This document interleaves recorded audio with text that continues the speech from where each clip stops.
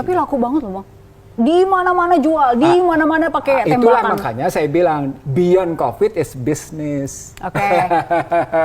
Jadi di balik COVID-19 is business gitu. Nah, ketika saya tarik secara makro, it's a part of yang namanya economic war. Gitu. Jadi dalam buku Bangsa Terbelah sudah saya sebutkan sejak awal, bahkan presentasi saya di mana-mana, sejak yang namanya Cina mendeklarasikan melawan Bank Dunia, melawan namanya US dollar, gitu posisinya, lalu mendeklarasikan mendirikan New Development Bank dan melawan ADB dengan Asian Infrastructure Investment Banking, gitu ya, seperti buku saya di 2015. Maka sesungguhnya perang bisnisnya perang ekonominya menjadi lebih tajam.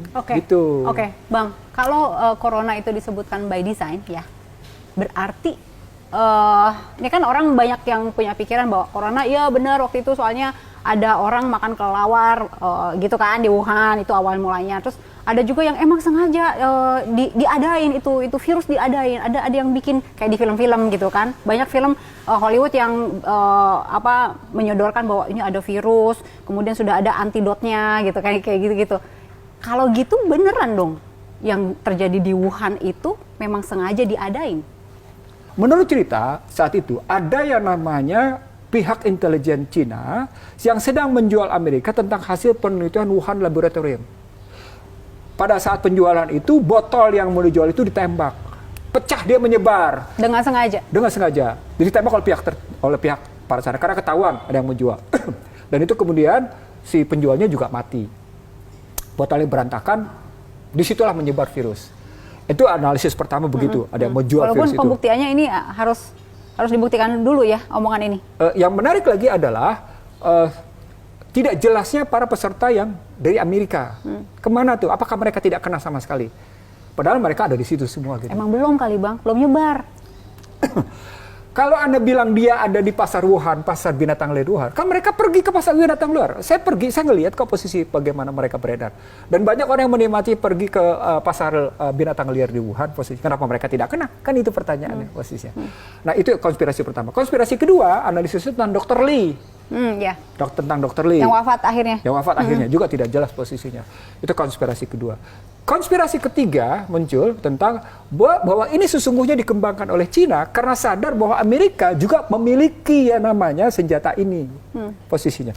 Maka di 27 Januari 2020, Ihsanuddin Nursi menulis Corona dan Perang Ekonomi. Saya ngelihat yang namanya virus ini cuma dua kata kuncinya, vaksin dan obat. Dan benar, begitu berikutnya berlomba, semua negara membiayai pengadaan vaksin.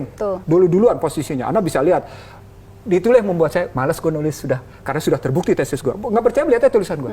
27 Januari 2020, Corona dan Perang Ekonomi. Yang kedua, soal obat. Soal obat kan akhirnya macam-macam. Amerika menggunakan remdesivir, juga dianggap tidak pas posisinya. Israel menggunakan yang lain, Korea Selatan macam-macam posisinya. Poinnya adalah soal bisnis. Tapi duluan juga siapa yang duluan. Tapi di balik itu adalah satu kata kunci. Seluruh peradaban kalah oleh COVID-19. Seluruh peradaban tunduk oleh COVID-19. Seluruh peradaban. Tidak peduli peradaban Islam, tidak peduli peradaban Cina, tidak peduli peradaban Barat, tidak peduli peradaban yang namanya Timur Tengah, tidak peduli peradaban yang namanya Amerika Latin. Seluruhnya tunduk pada yang namanya COVID-19. Siapapun yang kalau misalnya dikatakan ini by design, berarti dia menang besar ya? Menang besar. Dunia ilmu pengetahuan mestinya punya 3K.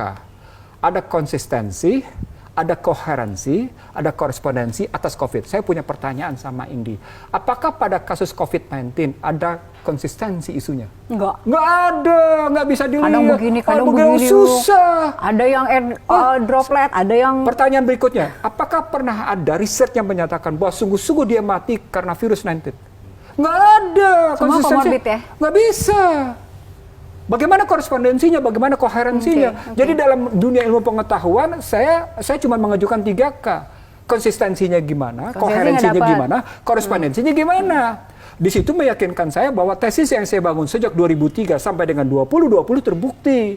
Dari sana kemudian saya makin yakin ketika orang semua berlomba dengan yang namanya vaksin. Yang paling menarik adalah, ini mesti tahu di sini, dan orang tidak banyak sadar di sini. Berapa rencana jual vaksin? 60.000 kan ya? 60.000 apa 600.000? Saya tidak tahu. Tapi poinnya, apakah ini commercial good atau hajat hidup orang banyak? Komersial jatuhnya. Komersial jatuhnya. Anda sesuai dengan Amerika. Bagi Xi Jinping tidak. Xi Jinping bilang, ini public goods. Harusnya, idealnya. Mantan Perdana Menteri New Zealand juga menyatakan hal yang sama. Ini public goods. Indikatornya begini, dibilang. Tidak ada negara yang tidak berkontribusi untuk pengadaan vaksin, untuk melakukan pengembangan vaksin. Semuanya mengeluarkan uang. Jepang, Korea, semuanya memberikan bantuan ke WHO. Bahkan Cina sendiri memberikan bantuan. Pertanyaannya, uang itu milik siapa? Milik rakyat kan? Kenapa kembali yang menjadi komersial milik perusahaan? Kan logikanya begitu, mestinya public goods dong. Idealnya. Iya, tapi kan goods. sekarang mengarahnya ke komersial. Nah, kan? itu artinya di belakang itu berarti kan COVID-19 jadi komersial kan? Iya. Jadi beyond COVID-19 issues is business. Dan bisnis itu dari mulai industri keuangan, industri IT sampai dengan posisi tadi. Soal obat, itu loh ngelihatnya. Industri IT-nya Anda akan tunduk pada ketentuan-ketentuan IT sehingga semua orang tunduk pada ketentuan IT yang mereka buat. Bayangkan belajar saja tunduk pada ketentuan IT posisinya. Anda juga tidak bisa tidak tunduk pada ketentuan IT posisinya. Satu. Yang lain adalah yang Anda perlu tahu, ujungnya adalah bisnis industri kesehatan. Di belakangnya adalah industri keuangan.